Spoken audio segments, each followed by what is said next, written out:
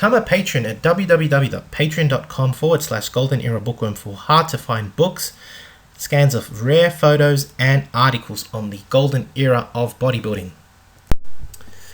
Hi everybody, Golden Era Bookworm here. Today I'd like to talk about an article written by Reg Park and his thoughts on the importance of developing a muscular midsection. Back in the silver era, when classical physiques with aesthetically pleasing lines were the ideal in bodybuilding, many bodybuilders would actually look to the Grecian statues as ideals to strive for. In this video, I will recount a story from Reg Park himself and how he would visit museums to study the many statues and sculptures. And I will also share a very important message that Reg states in this article, where he almost foretells the coming of the bubble gut and warns against the current trend in today's bodybuilding, which is almost to neglect the development of a tight muscular midsection. I really hope you enjoy this video. In the article, Reg remembers how he actually used to spend many hours at the Tate Gallery at Millback in London, studying the statues of Apollo, Hercules, and Discobolus as featured here, as well as others. And these basically were representative of the Grecian art and remains even today as the accepted peak of physical perfection. In this way, Reg states that he received his first education in physical proportion and impressiveness.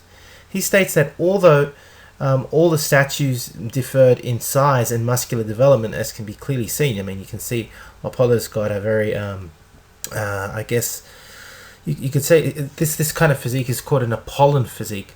It's muscular, but not overly developed, right? Whereas Hercules has this massive muscular Herculean physique. Discobolus is more of a athletic physique, one could state, right? And you can clearly see that the muscular development in each statue is different. However, Reg states they all shed one common aspect that is very, very obvious when we see the statues ourselves, and that was the absolute perfection of the midsection. And it is very apparent when you see the photos of these statues. I mean, they all have an excellent midsection. This important lesson that Reg Park learnt really was brought home, as he states, when he saw a cast model of the great Eugene Sandow, as shown in this particular photo. He actually saw this cast statue of Sandow at the South Kentucky Museum of Natural History. And as Reg states, and I quote, "His physique radiated a class and matchless quality which only a champion boasts." And it's so obvious when we see this excellent photo of the cast of Eugene Sandow. I mean, no wonder he is long remembered, and I mean, even the Olympia statue is based on Eugene Sandow. I mean that is probably the perfect example, and really the point that Reg's trying to put through: matchless quality, and it's the look of a champion. What's interesting is that Reg Park goes deeper and warns of the problems associated with underdeveloped midsections, not just for bodybuilders, but for the general population, in that there are major health concerns associated with underdeveloped midsections. Worse still is developing too much fat and accumulating it around the area, as this pulls the body downwards due to the gravitational effect of the excess body weight around the midsection. It obviously has an effect on your posture, and it deforms your spine and rounds the shoulders, and overall leads to an inefficient functioning of your organs. You can't breathe properly, and your heart rate has to go up, obviously because of your overweight status, and you have inefficient digestion. And of course, a lot of people with bad posture are also going to complain about back pain and other pains. And so overall, you have a degeneration of the body with an underdeveloped midsection. Now, what I found most interesting about the article was Reg's warning to current bodybuilders. I mean, that to me was incredible to read this. And I quote, "You will not impress the judges or audience if your torso is not in perfect shape." these quotes, he's almost speaking to the current generation of bodybuilders. You will not look good under the posing lights or in photographs. And finally, you can pose so as to conceal underdevelopment of the arms, chest, shoulders, or legs, but you can never hide a poor waist. I mean, if this is not foretelling the future, I don't know what is. These words from Reg resonated so much to me that I had to make this video. I mean, here is a clear warning to current bodybuilders to really focus on developing a classic torso.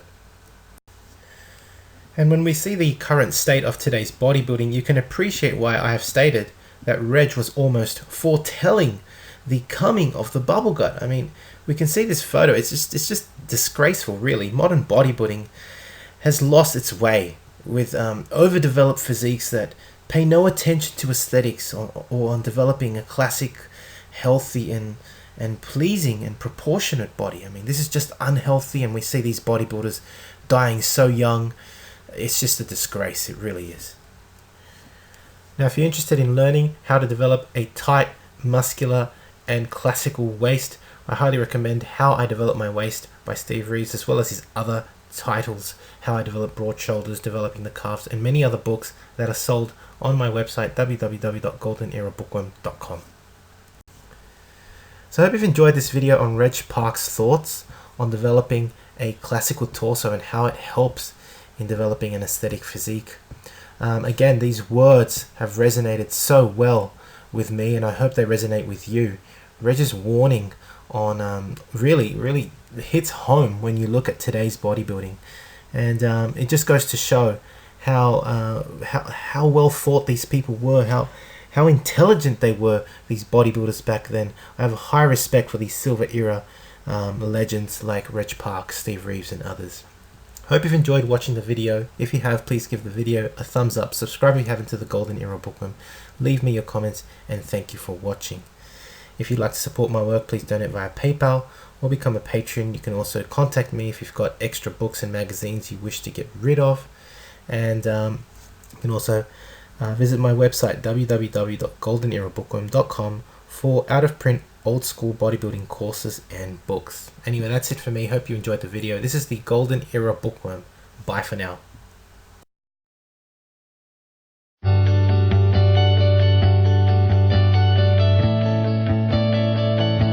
Hi everybody, I just want to recommend this phenomenal book, Vince's Secret Locker, volume number 2 by Carl Coyne. I've been looking at this for about 4 weeks and I can't put it down. If you get a chance, check it out. He also has a part 1 that I highly recommend also. Vince was the trainer to the stars and had an amazing, interesting gym that today there's still not equipment like it around. It was all made out of wood. He'll be on our radio show coming up probably in the next couple weeks or so. Have a great day, and again, highly recommend this book.